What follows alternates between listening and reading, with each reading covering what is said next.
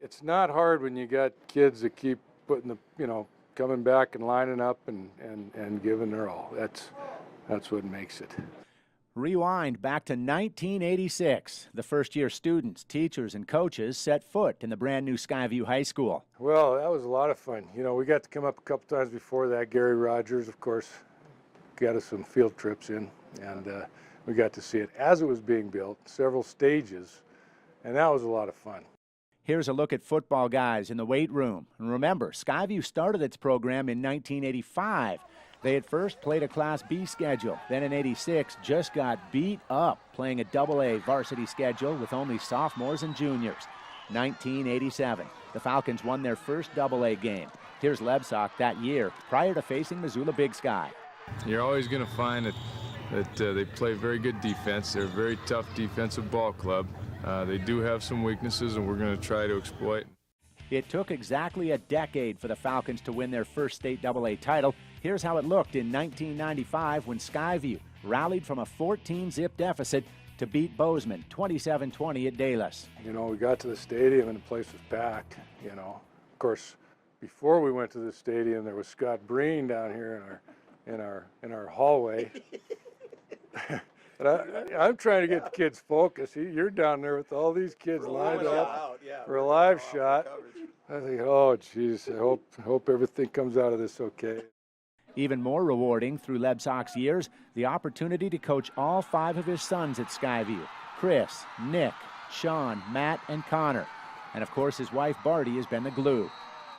Carrying this around all day long. Yeah, God bless me with a great one there. She's put up with a lot, and 38 years of this, and finally I can spend more time with her. The other piece to his puzzle, assistant coach and current police chief Rich St. John. He's been with Lebsock every step of the way. The guy Lebsock says was his first phone call when he earned the head coaching job at Skyview.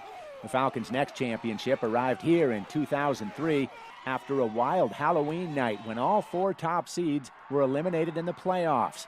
Skyview met senior in this crosstown championship showdown, standing room only at Dallas, where the Falcons won another thriller, 35-28. It was anybody's game to win. I'll tell you what, they played a great game. Senior high did. We were fortunate to get back into the game after they jumped all over us. But it's a tribute to these kids. A feather in their hat, how hard they played and how well they stick with everything that we do.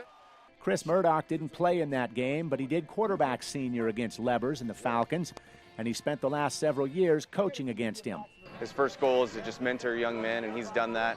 He did that for me when I was a player, and he was a guy that was always encouraging me to go on and play college football, and he was all the way up in the heights, and I was down here at senior playing, and he took the time to do that. And then as a coach, he was, he mentored me and cared about me as a person.